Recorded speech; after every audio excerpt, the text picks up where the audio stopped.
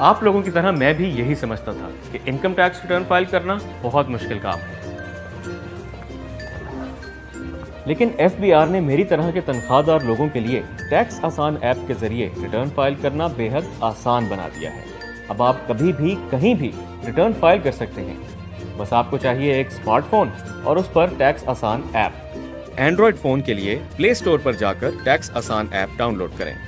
इसी तरह Apple phone के लिए ऐप स्टोर से डाउनलोड करें। चलें अब ऐप ओपन करते हैं और रिटर्न फाइल करना शुरू करते हैं। ऐप ओपन करके होम स्क्रीन पर इन 3 लकीरों वाले मेन्यू बटन को ओपन करें। आपके सामने ये मेन्यू खुल जाएगा। अब पहले साइन इन करना है तो साइन इन में जाएं। अगर आइरिस पर आपका अकाउंट बना हुआ है तो अपना CNIC नंबर और पासवर्ड डालकर साइन इन करें। अगर आपका अकाउंट नहीं बना हुआ तो FBR वेबसाइट पर जाकर आइरिस पर आसानी से रजिस्टर करें। ऐप में साइन इन होने के बाद मेन्यू में साइन इन की जगह आपका नाम आ जाएगा। आप चाहें तो उसी में नीचे इनकम टैक्स रिटर्न को सिलेक्ट करें या मेन डैशबोर्ड से इनकम टैक्स रिटर्न में जाएं। यहाँ पर सैलरी रिटर्न को सिलेक्ट करें। पहला सवाल शहरियत का, तो इसमें रेजिडेंट को सिलेक्ट करें। इसके बाद ऐप आपसे आमदनी, कटौतियों और अलाउंसेस से मुताल्लिक तफसीलात मांगेगी। यहाँ इनकम फ्रॉम सैलरी में जाएं। इसमें एनुअल सैलरी यानी सालाना तनख्वाह को सिलेक्ट करें और तफसीलात दर्ज करें। दर्ज करने के बाद सेव एंड बैक का बटन दबाएं और पिछले मेन्यू में वापस आ जाएं। यहाँ आप एनुअल डिडक्शन ऑन सैलरी यानी तनख्वाह पर कितना टैक्स कटा उसमें जाएं और अपने मुतल्लिका खाने में अमाउंट दर्ज करें और फिर सेव एंड बैक। कंटिन्यू को प्रेस करें। अब अगर तनख्वाह के अलावा दीगर जराए से कोई आमदनी है तो इसके लिए इनकम फ्रॉम अदर सोर्सेज में जाएं, जैसे पेंशन, मुनाफा, ज़रई या बैरून मुल्क से आमदनी वगैरह। अगर कहीं और से आमदनी आती है जो यहाँ मेंशन नहीं, मसलन आप ट्यूशन पढ़ाते हैं, तो वो यहाँ अदर रिसीप्ट्स में जाकर दर्ज कर दें। फिर सेव एंड बैक और फिर कंटिन्यू को प्रेस कर दें। अब आपको इस साल अगर कोई टैक्स की छूट मिली हो तो वो बतानी है, या किसी रजिस्टर्ड इदारे को ज़कात दी हो तो ज़कात में हम ये अमाउंट एंटर कर देते हैं। सेव एंड बैक और कंटिन्यू। अब आपने बताना है कि इस साल में किन किन चीज़ों पर आप टैक्स दे चुके हैं, जैसे बैंकिंग ट्रांजैक्शन, गाड़ी की खरीदो फरोख्त, रजिस्ट्रेशन या टोकन टैक्स पर, या फोन और इंटरनेट के बिलों में। तो एक एक करके वो एंटर करते हैं। अब अगले स्टेप पर जाने के लिए फिर कंटिन्यू। इसके बाद आखिर में हमें अपनी वेल्थ स्टेटमेंट देनी है, यानी इस साल की कुल आमदनी, असासों और अखराजात की तफसीलात। तो पहले एसेट्स में जाएं और यहाँ इस माली साल में आपके पास जितने असासे हैं उनकी तफसील दर्ज करें, जैसे ज़रई प्रॉपर्टी, कमर्शियल या रिहायशी प्रॉपर्टी, बैंक अकाउंट्स और इनमें मौजूद रकम या कोई इन्वेस्टमेंट्स, गाड़ियाँ, घरेलू अशिया और ज़ाती इस्तेमाल की चीज़ें जैसे मोबाइल फ़ोन और जेवर वगैरह। अपने मुतल्लिका टैब को सिलेक्ट करें और उसमें तफसील दर्ज करके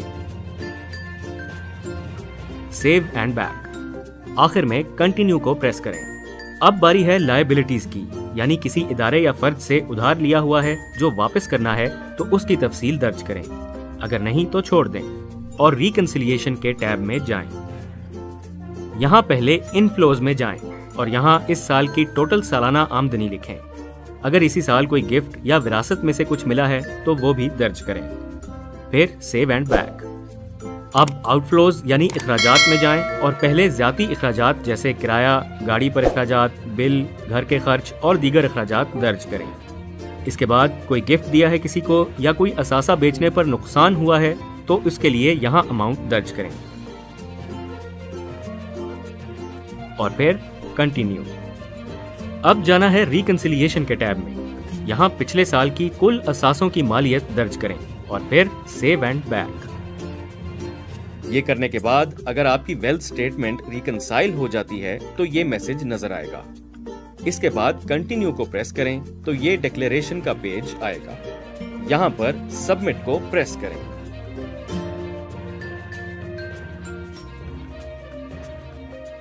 हाँ, एक बात याद रखें, अगर वेल्थ स्टेटमेंट रिकंसाइल नहीं हो रही तो इसका मतलब है आपने कुछ अमाउंट सही दर्ज नहीं की। उन्हें दुरुस्त कर लें। और अगर रिकंसाइल होने के बाद आपके ज़िम्मे वाजिबुल अदा टैक्स हो तो उसकी अमाउंट इस तरह नजर आएगी। टैक्स जमा करा के यहाँ अटैच पेमेंट में जाकर CPR अपलोड करें। आए देखते हैं कि टैक्स जमा कराने का क्या तरीका है। ये देखें, इसके रिटर्न फाइल फॉर्म में एडमिटेड इनकम टैक्स में ये अमाउंट लिखी आ रही है। ये अमाउंट पे करके ही रिटर्न सबमिट होगी। इसके लिए ब्राउजर में टाइप करें e.fpr.gov.pk और एंटर। यहाँ ई पेमेंट्स में जाकर इनकम टैक्स पे क्लिक करें। टैक्स ईयर यानी जिस साल की रिटर्न है वो सिलेक्ट करें और फिर यहाँ CNIC सिलेक्ट करके वो एंटर करें तो आपका नाम सिस्टम खुद उठा लेगा। अब यहाँ टैक्स पेमेंट नेचर में एडमिटेड इनकम टैक्स सिलेक्ट किया तो तमाम पर्सनल डिटेल सिस्टम खुद पिक कर लेगा। फिर टैक्स पेमेंट सेक्शन में भी एडमिटेड इनकम टैक्स को सिलेक्ट करें।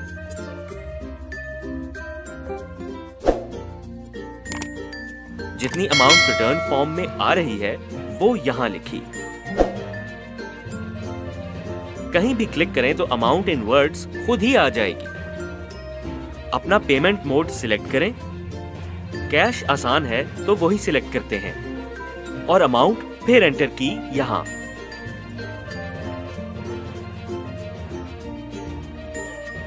अब अपना ईमेल एड्रेस और मोबाइल नंबर एंटर किया और फिर क्रिएट के बटन पे क्लिक कर दें। सिस्टम आपको मैसेज देगा कि अपनी टैक्स पेमेंट डिटेल्स को दोबारा गौर से देख लें। अगर चेंज करनी हो तो बैक का बटन क्लिक करें और अगर ठीक है तो कंफर्म का बटन क्लिक करें। कंफर्म करते ही आपको सिस्टम चालान प्रिंट करने का ऑप्शन देगा। उसे प्रिंट करें और किसी भी करीबी नेशनल बैंक की ब्रांच में जमा कराएं। अमाउंट जमा कराने के बाद बैंक आपको एक कंप्यूटराइज्ड पेमेंट रिसीट नंबर देगा जिसके जरिए आप अदा किए हुए टैक्स का रिकॉर्ड अपने फॉर्म में एंटर करेंगे। टैक्स जमा करा के यहाँ अटैच पेमेंट में जाकर CPR अपलोड करें और रिटर्न सबमिट कर दें। आप भी रिटर्न फाइल करें और हमारी तरह फाइलर होने का फायदा भी उठाएं और मुल्क की तरक्की में हाथ भी बटाएं।